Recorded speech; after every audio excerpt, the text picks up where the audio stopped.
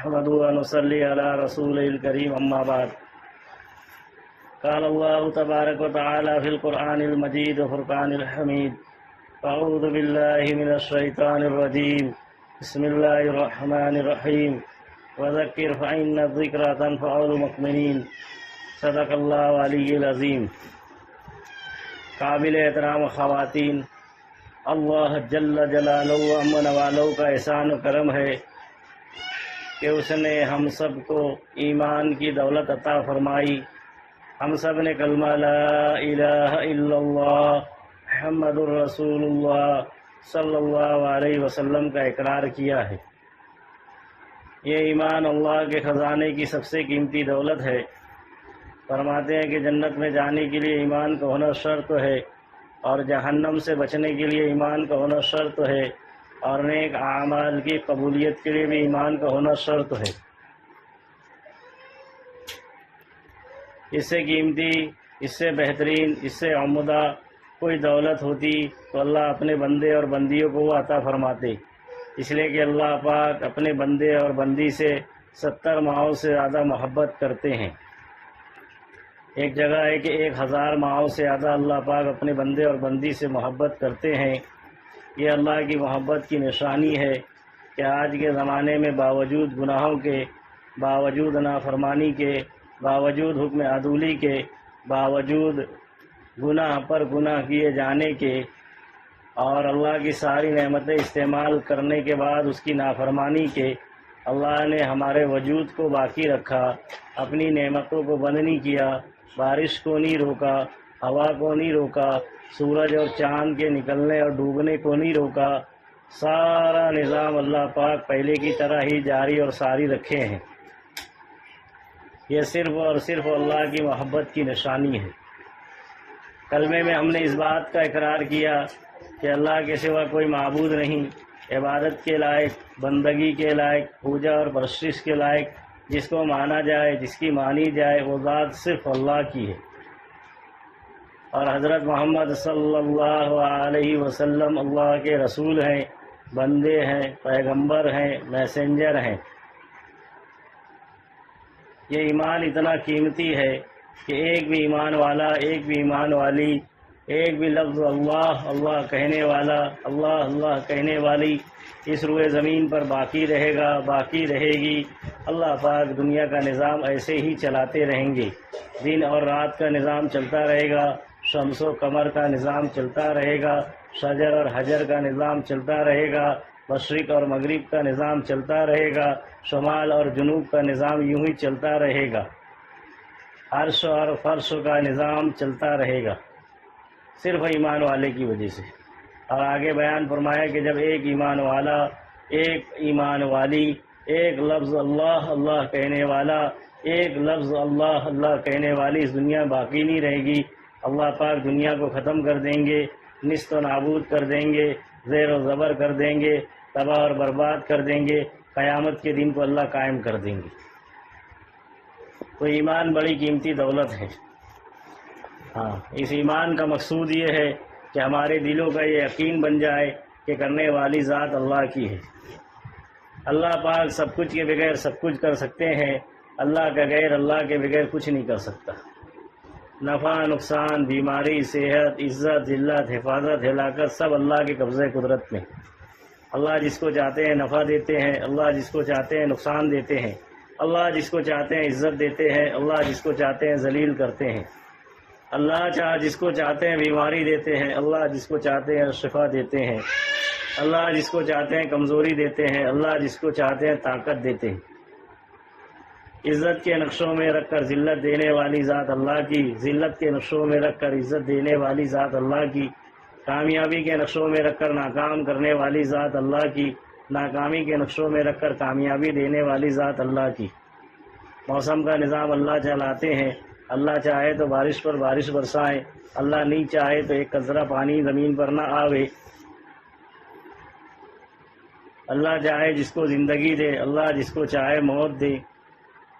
سارا نظام کے چلانے والے، ہر چیز پر قدرت رکھنے والے، ان اللہ علی کل شیء قدیر، ہر چیز پر کسی کا کنٹرول ہے، سب چیز اللہ کے کنٹرول میں ہے۔ کوئی چیز اللہ کی قدرت سے باہر نہیں ہے،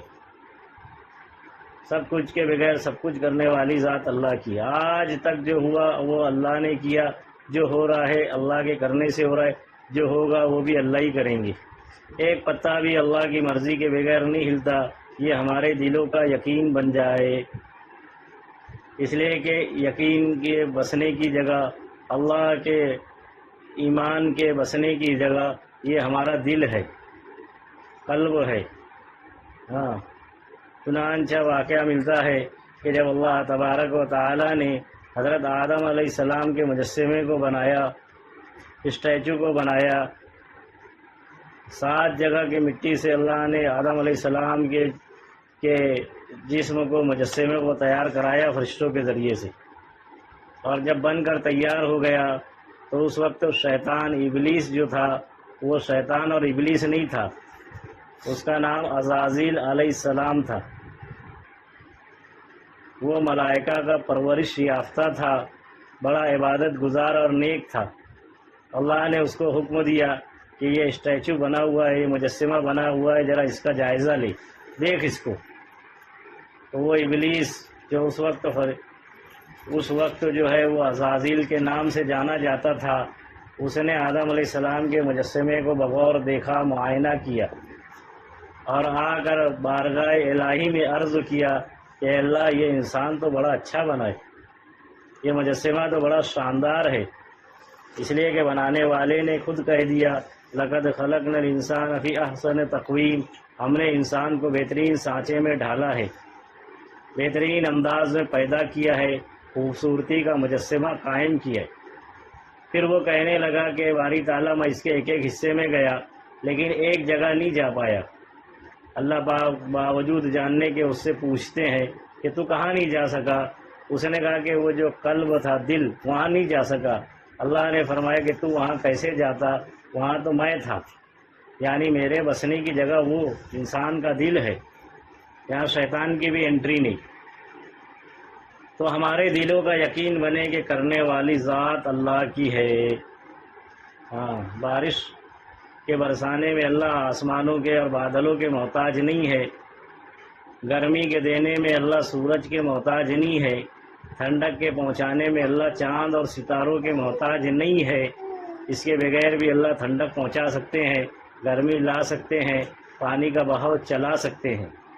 نوح علیہ السلام کے زمانے میں طوفان آیا، جس کو طوفان نوح کہا جاتا ہے، تو صرف آسمانوں سے بارش نہیں ہوئی بلکہ پتھروں میں سے پانی نکلا، پہاڑوں میں سے پانی نکلا، زمینوں میں سے پانی نکلا، درختوں میں سے پانی نکلا، دریاؤں کا پانی چلا، سمندروں کا پانی چلا، ندی نالوں کا پانی چلا۔ یہاں تک لکھا ہے کہ ایک عورت چولہے پر آگ جلا کر روٹیاں بنا رہی تھی، اس آگ میں سے پانی نکلا، بکری کے کھروں میں سے پانی نکلا، درختوں کے تنوں میں سے پانی نکلا، کہ کرنے والی واحد اللہ کی ذات ہے۔ وہ اللہ سب کچھ کے بغیر سب کچھ کر سکتا ہے، سب کچھ اس کے محتاج، وہ کسی کا محتاج نہیں۔ چیونٹی سے لے کر جبرائیل علیہ السلام تک اس کے محتاج، ذرے سے لے کر پہاڑ تک اس کے محتاج، قطرہ سے لے کر سمندر تک اس کے محتاج، ڈاکٹر کی گولی سے لے کر آپریشن تھیٹر تک سب اس کے محتاج، بندوق کی گولی سے لے کر ہائیڈروجن نائٹروجن بم تک سب اس کے محتاج۔ وہ نہیں چاہے تو کوئی کچھ نہیں کر سکتا۔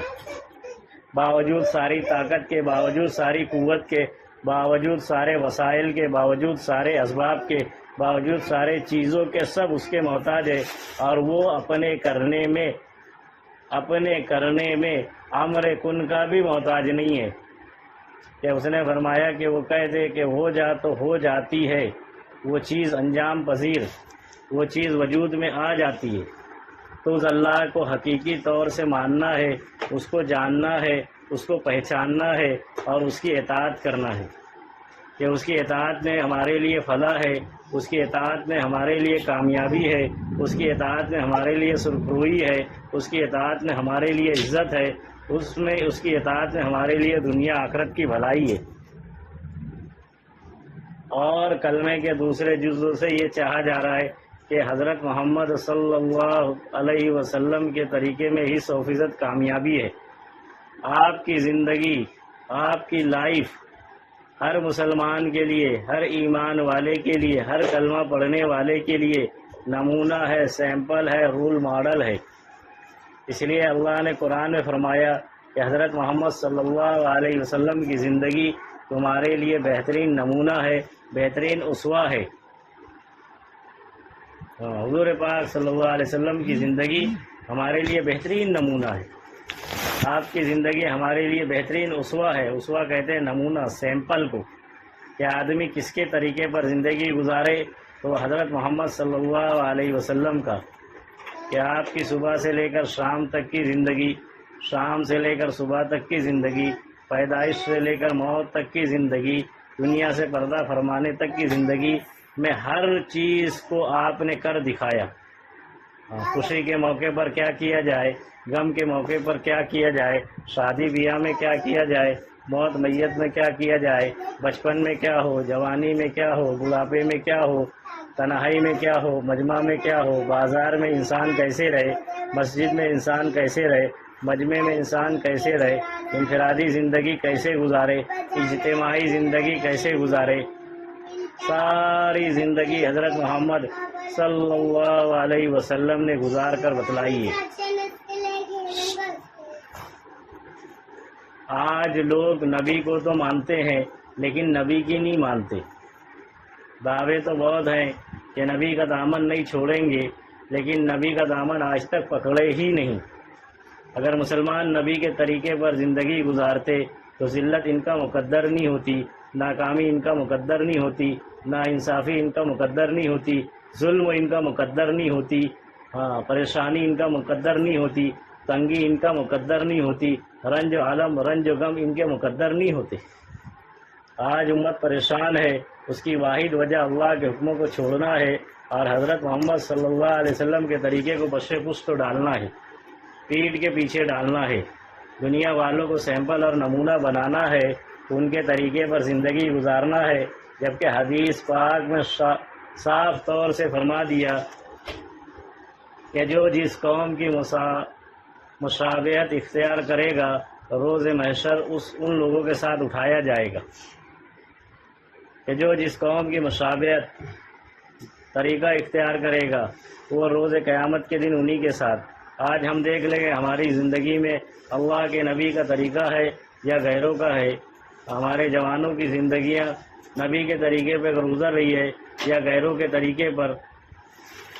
ہمارے مستورات کی زندگیاں نبی کے طریقے پر گزر رہی ہے یا غیروں کے طریقے پر، خود اپنے گریبان میں جھانک کے دیکھنے کی بات ہے۔ ابھی 12 ربیع الاول کا موقع آئے گا، سارے نوجوان، سارے بچے، سارے بوڑھے اور اللہ رحم کرے نہ جانے کتنی مستورات روڈ پر نکل آئے گی اور سب دعوے کریں گے اور سب جھوٹے دعوے کریں گے۔ نبی کے زمانے میں تو ایسا کچھ بھی نہیں ہوا، بلکہ ان کی زندگی خود ہے تو عملی نمونہ تھی۔ چنانچہ ایک یہودی مدینہ کے اندر آیا اور مسجد نبی کے باہر کھڑا ہو گیا۔ ایک صحابی رسول نکلے، ان سے پوچھنے لگا کہ تمہارا قرآن کہاں ہے؟ تو وہ اس یہودی کو مسجد نہیں لے گئے یا اپنے گھر نہیں لے گئے کہ چلو میں تم کو قرآن دکھاتا ہوں، کہ اس زمانے میں قرآن کتابی شکل میں تھا ہی نہیں، بلکہ سامنے سے ابو ہریرہ رضی اللہ عنہ جو تشریف لے جا رہے تھے ان کی طرف اشارہ کر کے وہ صحابی کہنے لگے یہودی سے کہ دیکھو وہ ہمارا قرآن جا رہا ہے۔ وہ یہودی کہنے لگا کہ مجھے بات سمجھ میں نہیں آئی۔ تو صحابی رسول نے سمجھایا کہ جو ابو ہریرہ رضی اللہ عنہ کی زندگی میں ہے وہی قرآن میں ہے، اور جو قرآن میں ہے وہی ابو ہریرہ کی زندگی ہی ہے۔ آج ہماری زندگیاں اسلام اور قرآن سے خالی ہے، صرف وہ محبت کے جھوٹے دعوے ہیں۔ عشق رسول کی سچی نشانی یہ ہے کہ پیشانی اللہ کے حکم اور نبی کے طریقے کے سامنے جھک جاوے، اللہ کا حکم زندگی میں آ جاوے، اللہ کے نبی کا طریقہ زندگی میں آ جاوے۔ نبی کے طریقے 3 طرح کے ہیں، ایک تو ہے سنت عادت، ایک ہے سنت عبادت اور ایک ہے سنت دعوت۔ سنت عادت یہ ہے کہ نبی نے کھانا کس طرح کھایا، نبی نے پانی کس طرح پیا، نبی نے کپڑے کیسے پہنے، نبی مکان میں کیسے رہے، نبی سوئے کیسے، نبی اپنے انفرادی اور اجتماعی ضروریات کیسے پوری کی، اس کو کہتے ہیں سنت عادت۔ کہ آپ کے روزانہ کے معمولات، اپنی ضروریات، اپنی حاجات جس طریقہ سے پورا کی ہے اس انداز سے ہم سب اپنی ضرورتوں کو پورا کرنے والے بنے. یہ ہے سنت عادت. دوسری چیز ہے سنت عبادت کہ نبی صلی اللہ علیہ وسلم نے نماز کیسے پڑھی، اس لیے کہ حدیث پاک میں فرمایا کہ نماز ایسے پڑھو جیسے میں نے پڑھی. صلو کما رأیتمونی یصلی، کہ نماز ایسے پڑھو جیسے میں نے پڑھی. تو ہم کو سیرت اٹھا کے دیکھنا پڑے گا کہ میرے پیارے نبی امام الانبیاء، محبوب کبریا، تاجدار مدینہ، سرور کونین، سبز و گنبد کے مکی، کالی کملی والے، فخر موجودات حضور پاک صلی اللہ علیہ وسلم نے نماز کیسے ادا کی کہ فرمایا کہ نماز تو میری آنکھوں کی ٹھنڈک ہے. یعنی جو نماز کو پابندی سے ادا کرے وہ نبی کی آنکھوں کو ٹھنڈک پہنچائے. آج سارے دعوے کرنے والے سڑکوں پر اور روڈوں پر تو جھنڈے اور جھنڈیاں لے کر نکل جائیں گے اور عصر بھی چھوڑیں گے، مغرب بھی چھوڑیں گے اور عشاء بھی چھوڑیں گے اور جائیں گے تو فجر بھی چھوڑیں گے. یہ سب جھوٹی دعوت ہے کہ آدمی کہے کہ میرے نفس میں ہے نبی نبی، میں نماز پڑھتا کبھی کبھی. ایسے لوگوں سے نہ تو نبی خوش ہوں گے نہ نبی کا اللہ خوش ہوگا. تو سنت عبادت یہ ہے کہ ہمارے نبی صلی اللہ علیہ وسلم نے نماز کیسے ادا کی، اس طریقے سے کہ آپ نے فرضوں کو کیسے پورا کیا، آپ نے واجبات کیسے پورے کیے، آپ نے سنتوں کو کیسے پورا کیا، آپ نے نفلوں کو کیسے ادا کیا، اس کو تو معلوم کر کے اس پر عمل کرنا. ہمارے نبی نے روزہ کیسے رکھا، ہمارے نبی نے ذکر کیسے کیا، ہمارے نبی نے تلاوت قرآن پاک کیسے ادا کی. کہ آپ کا معمول تھا قرآن پاک کی تلاوت، حالانکہ قرآن آپ پر اترا ہے، آپ پر نازل ہوا، وہی آپ پر آتی تھی. جبرائیل اللہ کا پیغام قرآنی شکل میں آپ کو لے کر آتے تھے، لیکن آپ اس کی تلاوت فرمایا کرتے تھے. ہمارے نبی نے حج کیسے کیا، ہمارے نبی نے عمرہ کیسے کیا. یہ ساری عبادات ہیں جن کو ہم ارکان اسلام بھی کہتے ہیں. اس کو حضرت محمد صلی اللہ علیہ وسلم کے طریقے پر ان کے بتائے ہوئے سنتوں کے مطابق ادا کرنا، یہ سنت عبادت ہے. اپنی مرضی والی چاہت سے عبادت نہیں کہ سمجھ میں آیا تو پڑھ لیے، نہیں سمجھ میں آیا، طبیعت نہیں چاہی، دل نہیں بولا، چھوڑ دیا. نہیں، نبی نے ہر حال میں، کیا آخری وقت ہے، بیماری آپ پر ہے، غشی طاری ہے، بے ہوشی طاری ہے، لیکن پھر بھی جب ہوش آتا تو آپ نماز کے لیے دو لوگوں کے کاندھوں پر ہاتھ رکھ کر مسجد تشریف لاتے. کہاں تشریف لاتے؟ مسجد تشریف لاتے.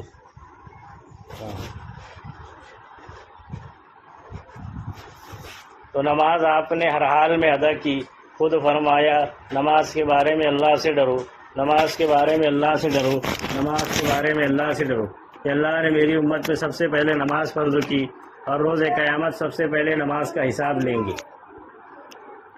تو جتنی عبادات میرے نبی نے، چاہے وہ نفلوں کے شکل میں ہو کہ آپ نے تہجد پڑھی، اشراق پڑھی، چاشت پڑھی، اوابین پڑھی، صلاۃ الحاجت پڑھی، صلاۃ التوبہ پڑھی، صلاۃ الشکرانہ پڑھی، تاکہ اس طریقے پر اس کو ادا کرنا یہ سنت عبادت کہلاتا ہے.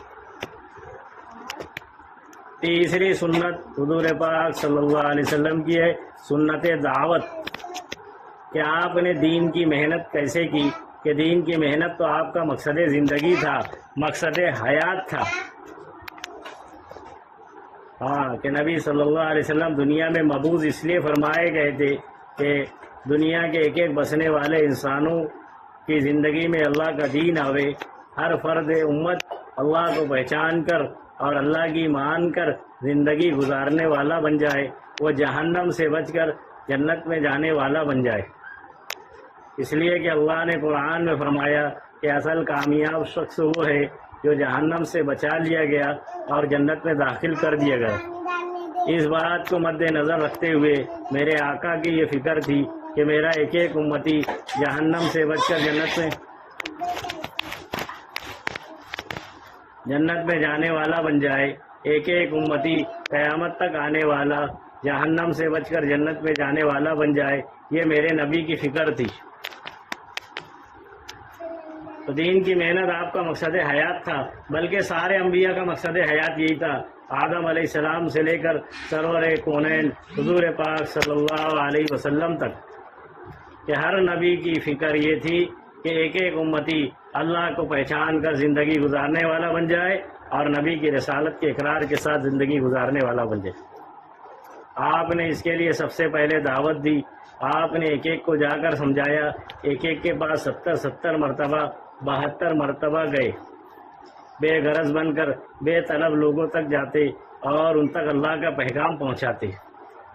نبی کسی سے دنیا کا سوال نہیں کرتے کہ ہم کو ان کے عوض تم روپیہ دے دو، پیسہ دے دو، مکان دے دو، کھانا دے دو، کپڑے دے دو، کبھی کسی نے اس چیز کا سوال نہیں کیا، بلکہ نبیوں کے الفاظ اللہ نے قرآن میں بیان کیے، وَمَا عَلَيْنَا إِلَّا الْبَلَاغُ، اور ہمارے ذمے تو صاف صاف اللہ کی بات بندوں تک پہنچانا ہے۔ یہ نبیوں کا مقصد حیات تھا۔ ان کو تو جو ضرورت رہتی تھی، جو حاجت رہتی تھی، جو ان کے مسائل رہتے تھے، وہ تو اللہ کے سامنے پیش کرتے تھے، بلکہ امتیوں کو تعلیم دیتے تھے کہ اگر تمہیں نمک کی بھی ضرورت ہو تو اللہ ہی سے مانگو، تمہارے جوتے کا تسمہ بھی ٹوٹے تو اللہ ہی سے کہنا، اس لیے کہ اللہ نے وعدہ کیا ادعونی استجب لکم، کہ اے میرے بندوں مجھ سے مانگو میں ضرور قبول کروں گا، اور اللہ اپنے وعدے میں وعدہ خلافی نہیں کرتے۔ تو آپ ایک ایک کے پاس 70 مرتبہ 72 مرتبہ جاتے، 12-13 سال تک آپ نے مکی زندگی میں، 10 سال مدنی زندگی میں ایک ایک کو سمجھاتے رہے، بے غرض بن کر بے طلب لوگوں تک، کبھی انفرادی طور سے، کبھی اجتماعی طور سے، کبھی حج کے قافلوں میں، کبھی مینا کی گلی، مینا کے بازاروں میں، کبھی عرفات کے میدان میں جا کر ایک ایک امتی کو سمجھاتے رہے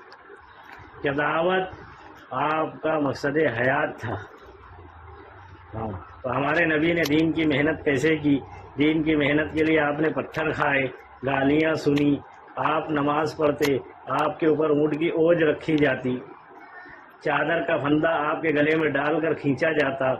آپ کے اوپر مٹی ڈالی جاتی، نعوذ باللہ آپ کے روشن چہرے انور پر، پر نور چہرے انور پر تھوکا جاتا، آپ کو گالیاں دی گئی، آپ کو ساحر اور مجنون کہا گیا، لیکن آپ ہر حال میں کرتے رہے، یہاں تک کہ جب لوگ عاجز اور پریشان ہو گئے تو آپ کے چچا کے پاس آئے، ابو طالب کے پاس، اور کہا کہ اپنے بھتیجے کو سمجھائیں۔ ابو طالب نے اپنے بھتیجے کو بلایا اور کہا کہ میری قوم کے لوگ آئے تھے اور وہ کہتے ہیں کہ تم پرانے دین کو چھوڑ کر نئے دین کی دعوت دیتے ہو۔ اللہ کے نبی صلی اللہ علیہ وسلم فرمایا کہ اگر نیا دین حق ہے، سچ ہے، تو کیا میں اس کی تبلیغ نہیں کروں؟ کہا کہ لوگ کہتے ہیں کہ آپ ہے تو اس کو چھوڑ دیں، اس کام سے باز آ جائیں، اس کے بدلے میں اگر آپ چاہیں تو جو چاہیں گے آپ کو دیا جائے گا، اگر آپ حکومت چاہتے ہیں تو آپ کو حکومت ملے گی، اگر مال چاہتے ہیں تو مال ملے گا، اگر آپ ہے تو یعنی اگر نکاح کرنا چاہتے ہیں تو عرب کی بہترین اور خوبصورت عورت سے آپ کا نکاح کر دیا جائے گا۔ اللہ کے نبی صلی اللہ علیہ وسلم نے اپنے چچا سے عرض فرمایا کہ میں دنیا کے اندر دین کی محنت اور تبلیغ اور دعوت کے لیے بھیجا گیا ہوں، اس سے میں نہ باز آؤں گا، نہ اس کام کو چھوڑوں گا، چاہے وہ میرے ایک ہاتھ میں سورج لا کر رکھ دیں، دوسرے ہاتھ میں چاند لا کر رکھ دیں، چاہے وہ مجھے کتنی بھی تکلیف پہنچائیں، میں اس کام سے باز نہیں آؤں گا۔ حتیٰ کہ ایک وقت تو ایسا آیا کہ آپ کو اپنے وطن سے بے وطن ہونا پڑا، مکہ سے ہجرت کر کے مدینہ جانا پڑا۔ تو سنتوں میں تیسری چیز جو ہے وہ سنت دعوت ہے، اور چونکہ ہمارے نبی حضرت محمد صلی اللہ علیہ وسلم خاتم النبیین تھے، آخری نبی تھے، اب انسانوں کو سمجھانے کے لیے، رائے حق دکھلانے کے لیے، ہدایت کی طرف لانے کے لیے، گمراہی سے بچانے کے لیے، اللہ کی پہچان کرانے کے لیے، نبی کا طریقہ سمجھانے کے لیے کوئی نبی اور رسول نہیں آئے گا، تو یہ کام کی ذمہ داری اللہ نے میرے اور آپ کے کاندھے پر رکھی ہے۔ حضرت کا مشہور جملہ ہے مولانا سعد صاحب دامت برکاتہم کا کہ اس امت میں دین کی محنت کی جو ذمہ داری مردوں کی ہے بے آئینیہ، وہی ذمہ داری عورتوں کی بھی ہے۔ عورتوں کے ذمہ صرف کھانا بنانا، کپڑے دھلنا، بچوں کی پرورش اور تربیت کرنا، اور گھر کے کام کاج اور امور خانہ داری کو انجام دینا نہیں ہے، یہ تو ہے ہی ہے، یہ ضرورت کی چیز ہے، یہ تو کرنا ہی ہے۔ یہ کام صحابیات نے بھی کیا، اولیاء اللہ کی والدین نے بھی کیا، اور اسلام کی مستورات نے بھی کیا، سب نے کیا ہے۔ یہ ضروریات زندگی ہے، لیکن ہم سب کا مقصد زندگی اللہ کے دین کی محنت ہے۔ آج امت بے دینی کی طرف، بے حیائی کی طرف، عریانیت کی طرف، فحشیت کی طرف، ارتداد کی طرف امت کے لڑکے لڑکیاں بھاگے جا رہے ہیں۔ معاشرہ تو نہ جانے کب مرتد ہو چکا پتہ ہی نہیں، ذہن تو ایک زمانے سے مرتد ہو چکا، اب ہے تو کہا کہ افعال اور اعمال مرتد ہو رہے ہیں، اجسام مرتد ہو رہے ہیں۔ تو اس امت پر رحم یہی ہے کہ ہم ہے تو اپنی زندگی کے مقصد کو سمجھیں، ہم ہے تو اپنے جان مال کو لے کر اللہ کے راستے میں پھرنے کی فکر کریں۔ اللہ نے جان مال اس لیے نہیں دیا کہ گھر کو اچھا بنائے، چیزیں خوب